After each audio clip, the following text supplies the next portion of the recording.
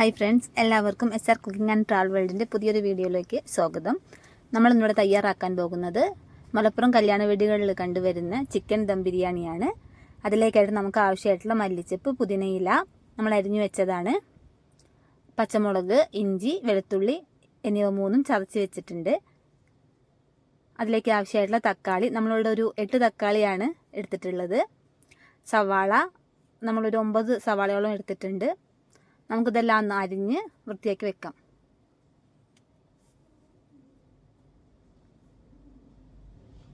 നമ്മളിവിടെ ലെഗോൺ ചിക്കനാണ് എടുത്തിട്ടുള്ളത്. ഇവിടെ 2 കിലോ ചിക്കനാണ് എടുത്തിട്ടുള്ളത്. നമുക്കതൊന്ന് കുക്കറിൽ വെച്ചിട്ട് കുരുമുളക് പൊടി, മഞ്ഞൾപ്പൊടി, ഉപ്പ് എന്നിവ ചേർത്ത് ഒന്ന് വേവിച്ചെടുക്കാം. അതിനുശേഷം നമുക്ക് ഒരു പാനിൽ എണ്ണ ചൂടാക്കിയിട്ട് അതിലോട്ട് അണ്ടിപ്പരിപ്പ്, മുന്തിരി വറുത്തെടുക്കാം. അതോടൊപ്പം തന്നെ കുറച്ച് സവാളയും കൂടെ വറുത്തെടുക്കാം. നമുക്കിത് ബിരിയാണിക്ക് മുകളിൽ ഇടുന്നതിനായിട്ടും കുറച്ച് മസാലയിലോട്ട് ഇടുന്നതിനായിട്ടും ആവശ്യം വരുന്നതാണ്.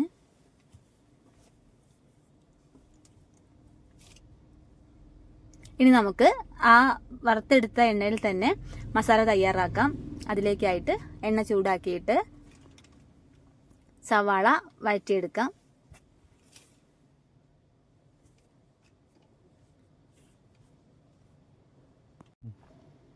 നമ്മൾ ഈ എണ്ണയിലേക്ക് കുറച്ച് ഡാൽഡ കൂടി ആഡ് ചെയ്ത് കൊടുത്തിട്ടുണ്ട്.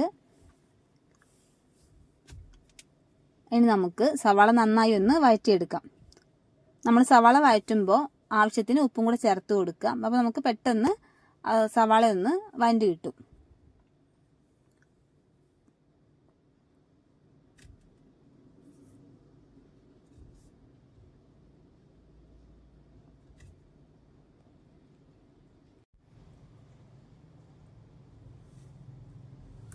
ഇപ്പോൾ സവാള നന്നായി വഴറ്റി വന്നിട്ടുണ്ട്.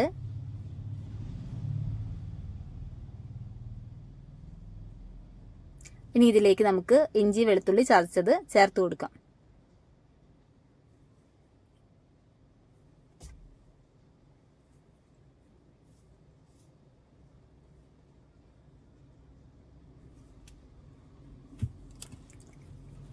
ഇനി ഇത് മൂന്നും കൂടെ മിക്സ് ചെയ്ത് നന്നായി ഒന്ന് വഴറ്റിയെടുക്കാം.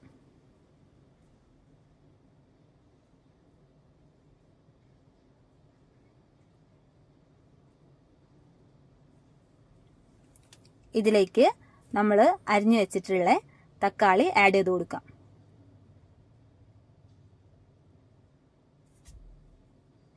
ഇനി നന്നായി ഒന്ന് മിക്സ് ചെയ്തെടുക്കാം.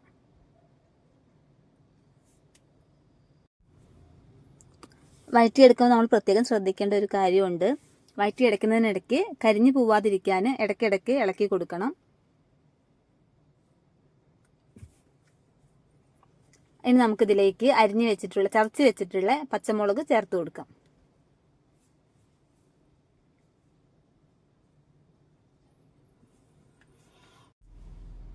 ഇനി നമുക്കിത് നന്നായി ഒന്ന് എല്ലാം കൂടെ വഴറ്റിയെടുക്കാം. നമ്മൾ കുറച്ച് ഇഞ്ചി, പച്ചമുളക്, വെളുത്തുള്ളി എന്നിവ ചതച്ചത് മാറ്റി വെച്ചിട്ടുള്ളത് നമുക്ക് അരി വേവിക്കുന്നതിലേക്ക് എടുക്കാൻ വേണ്ടിയിട്ടാണ്. അപ്പോൾ നമുക്കിത് നന്നായി ഒന്ന് മിക്സ് ചെയ്തെടുക്കാം.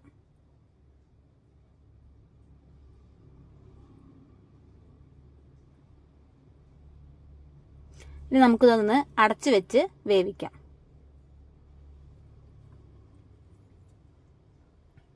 ഇപ്പോൾ നമ്മുടെ മസാല നന്നായി വഴറ്റി വന്നിട്ടുണ്ട്.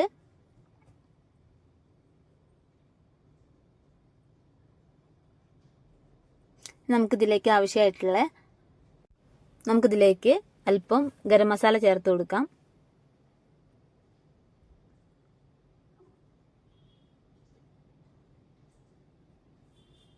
അതിലേക്ക് മല്ലിച്ചപ്പ്, പുതിനയില, കുറച്ച് കറിവേപ്പിലയും കൂടി ആഡ് ചെയ്ത് കൊടുക്കാം. ഈ മസാലയ്ക്ക് നമുക്ക് ചിക്കൻ ഇട്ട് കൊടുക്കാം. വേവിച്ച് വെച്ചിട്ടുള്ള ആ ചിക്കൻ ചേർത്ത് കൊടുക്കാം. നമ്മൾ എടുത്തത് ഇവിടെ ലെഗോൺ ചിക്കൻ ആയതുകൊണ്ട് തന്നെ നമ്മളൊരു കുക്കറിൽ വെച്ചിട്ട് 10 വിസിലോളം എടുത്തിട്ടുണ്ട്.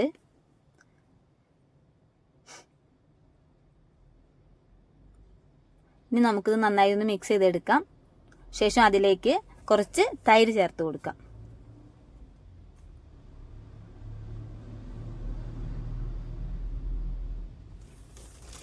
ഇനി നന്നായി ഒന്ന് മിക്സ് ചെയ്തെടുക്കാം. ഇനി നമ്മൾ അരി വേവിക്കുന്നതിനായിട്ട് അടുപ്പത്തേക്ക് ഒരു ചെമ്പ് വെച്ചിട്ടുണ്ട്. നമ്മൾ ഇന്നിവിടെ അരി വറ്റിച്ചെടുക്കുകയാണ് ചെയ്യുന്നത്. അരി വറ്റിക്കുമ്പോൾ നമ്മൾ ഇന്നിവിടെ ഒരു പാത്രം അരിക്ക് 1.25 പാത്രം വെള്ളം എന്ന തോതിലാണ് നമ്മൾ എടുത്തിട്ടുള്ളത്. ആദ്യം നമുക്ക് ചെമ്പിലേക്ക് കുറച്ച് ഡാൽഡ ഇട്ട് കൊടുക്കാം.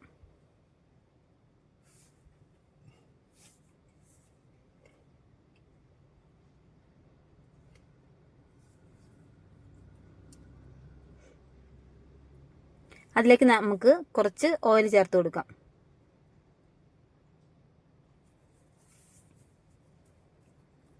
ഇനി ഇതൊന്ന് ചൂടായി വരുമ്പോൾ ഏലക്കായ, പട്ട, ഗ്രാമ്പൂ എന്നിവ ചേർത്ത് കൊടുക്കാം.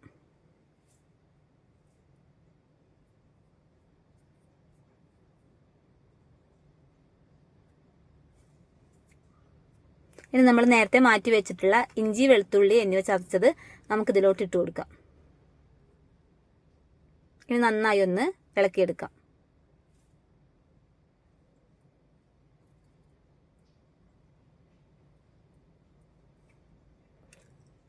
ഇപ്പോൾ ഈ ചേരുവയെല്ലാം കൂടെ നന്നായി ഒന്ന് മൂത്ത് വന്നിട്ടുണ്ട്.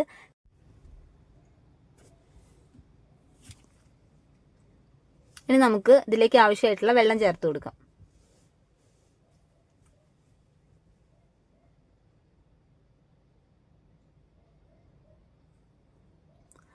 നമുക്കിതിലേക്ക് ആവശ്യമായിട്ടുള്ള ഉപ്പ് ചേർത്ത് കൊടുക്കാം. ഉപ്പിടുമ്പോൾ നമ്മൾ കുറച്ച് ഉപ്പ് കൂടുതൽ ഇട്ട് കൊടുക്കണം. അരിയിലേക്കും ആവശ്യമായിട്ടുള്ള ഉപ്പ് നമ്മൾ ഈ വെള്ളത്തിൽ തന്നെ ചേർത്ത് കൊടുക്കണം. അതിലേക്ക് നമുക്ക് ഒരു നാരങ്ങ പിഴിഞ്ഞൊഴിക്കാം. നാരങ്ങയുടെ കുരു പെടാനായിട്ട് നമുക്ക് ഇങ്ങനെ അപ്പക്കുരു വെച്ചിട്ടോ അങ്ങനെ ചെയ്ത് കഴിഞ്ഞാൽ നമ്മുടെ കുരു അതിൽ പെടില്ല. കുരു അതിൽ പെടുകയാണെന്നുണ്ടെങ്കിൽ നാരങ്ങയുടെ കുരു പെട്ട് കഴിഞ്ഞാൽ ആ വെള്ളത്തിനൊരു കയ്പ്പ് വരാനുള്ള സാധ്യതയുണ്ട്. അതുകൊണ്ടാണ് നമ്മൾ കുരു ഒഴിവാക്കിയിട്ട് നീര് മാത്രം ഒഴിച്ചു കൊടുക്കുന്നത്. ഇതിലേക്ക് നമ്മൾ കഴുകി വെച്ചിട്ടുള്ള അരി ഇട്ട് കൊടുക്കാം.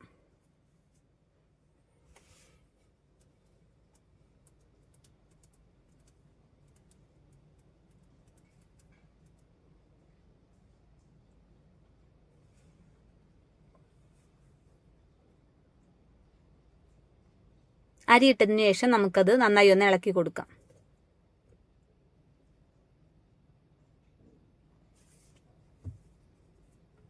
അതിലേക്ക് നമുക്ക് മല്ലിച്ചപ്പ്, പുതിനയില കുറച്ച് ആഡ് ചെയ്ത് കൊടുക്കാം. ഇനി നമുക്ക് അത് അടച്ചു വെച്ച് വേവിക്കാം. നമ്മുടെ ബിരിയാണി റൈസ് ഇവിടെ വെന്ത് വന്നിട്ടുണ്ട്. അരി പരസ്പരം ഒട്ടിപ്പിടിക്കാതെ നല്ല വൃത്തിക്ക് കിട്ടിയിട്ടുണ്ട്. ഇനി നമുക്ക് മാറ്റി വെച്ചിട്ടുള്ള മസാലയിലേക്ക് ചോറ് ചേർത്ത് കൊടുക്കാം.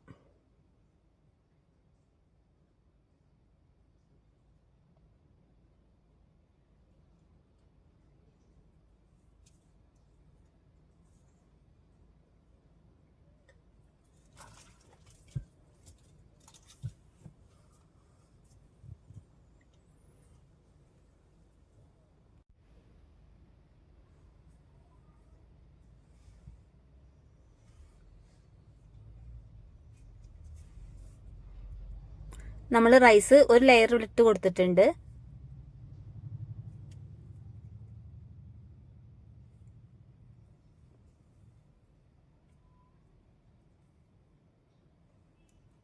ഇനി അതിന് മുകളിലായി നമ്മൾ നേരത്തെ വറുത്ത് വെച്ചിട്ടുള്ള സവാളയും അണ്ടിപ്പരിപ്പും മുന്തിരിയും ഇട്ട് കൊടുക്കാം.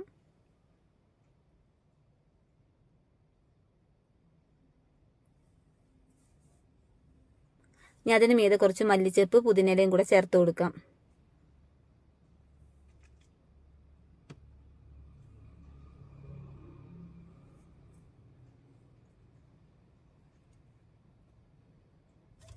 ഇനി നമുക്കതിന് മുകളിലായിട്ട് കുറച്ച് ഗരം മസാല വിതറി കൊടുക്കാം.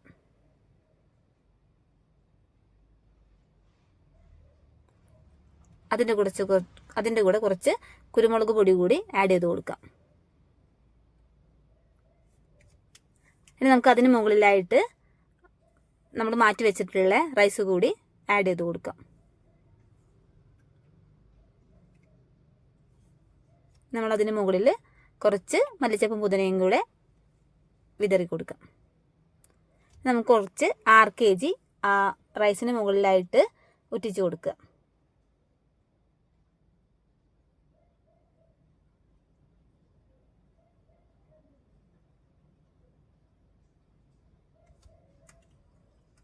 ഇനി നമുക്കിത് അടച്ചു വെച്ച് ദമ്മിട്ട് കൊടുക്കാം. നമ്മളിവിടെ 1 മണിക്കൂറാണ് ദമ്മിട്ട് വെച്ചിട്ടുള്ളത്.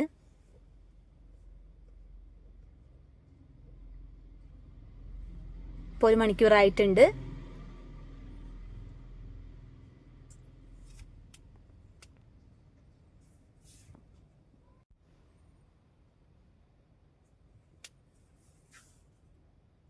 ഇനി നമുക്ക് റൈസ് എല്ലാം കൂടി മിക്സ് ചെയ്തെടുക്കാം. നമ്മുടെ മുകളിൽ ലെയറിലുള്ള റൈസിൽ മസാലയൊന്നും ആയിട്ടുണ്ടാവില്ല. അപ്പോൾ നമുക്ക് 2 റൈസും കൂടെ ഒന്നിച്ച് മിക്സ് ചെയ്ത് മാറ്റി വയ്ക്കാം.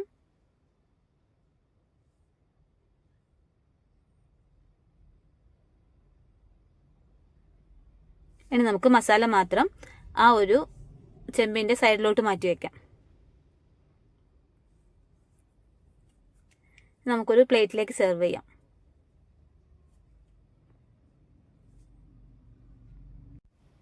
നമ്മൾ ഈ രീതിയിൽ സെർവ് ചെയ്യുമ്പോൾ ബിരിയാണിക്ക് നല്ല ടേസ്റ്റ് ആയിരിക്കും. മൊത്തത്തിൽ നമ്മൾ എല്ലാം കൂടി മിക്സ് ചെയ്തെടുക്കുമ്പോൾ എല്ലാ ഭാഗത്തും മസാല വരും. അപ്പോൾ പെട്ടെന്ന് ബിരിയാണിയോടൊരു മടുപ്പ് തോന്നും. അപ്പോൾ നമ്മുടെ സ്വാദിഷ്ടമായ മലപ്പുറം ദം ബിരിയാണി ഇവിടെ തയ്യാറായി.